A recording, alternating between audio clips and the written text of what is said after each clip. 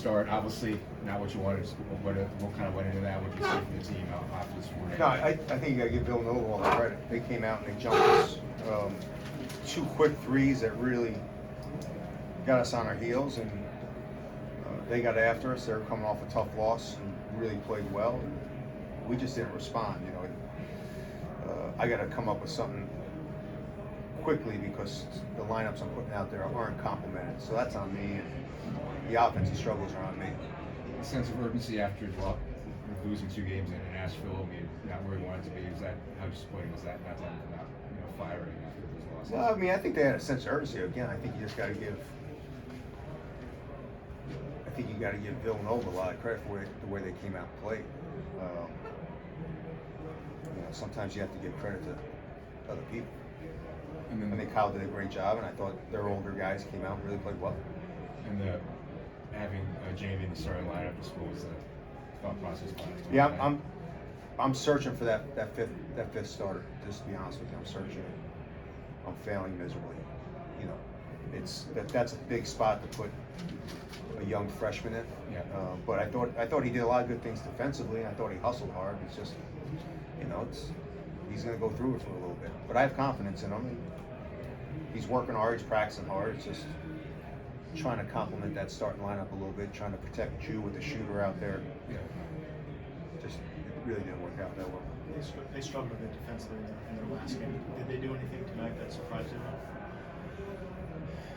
Yeah, I think you got to take the fact that they were on the road for the first time as a unit, playing in the Palestra on the road. I think they got shook a little bit, to be perfectly honest with you, watching the film. And then they came back, and I think the crowd. This is a tough place to play when the crowd's into it. They got into it, and they fed off it.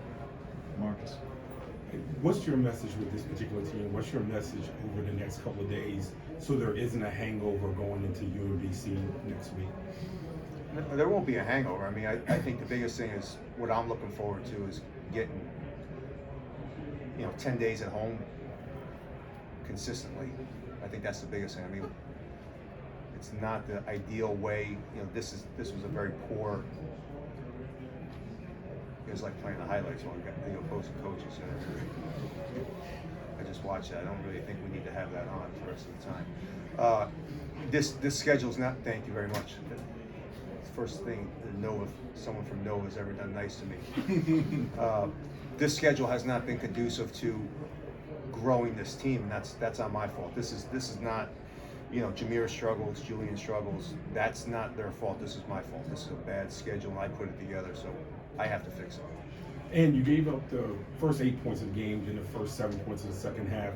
Just how difficult is it for this team to have to start the offense constantly inbounding the ball after makes?